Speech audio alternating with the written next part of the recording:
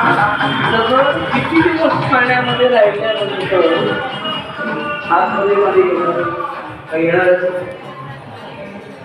त्यात कठीण हृदय घेऊन जर आपण परमार्थ साधना करायला लागलो तर अशा प्रकारे साध्यापर्यंत आपण पोहोचू शकत नाही.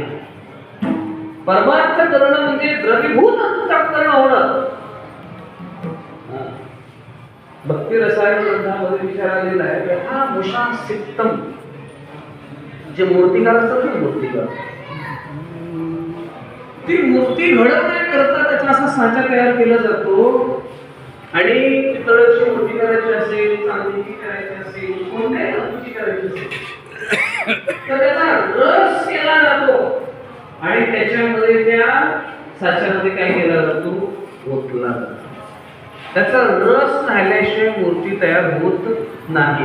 तसं अंतःकरण द्रवीभूत झाल्याशिवाय साध्यापर्यंत पोहोचू शकत नाही.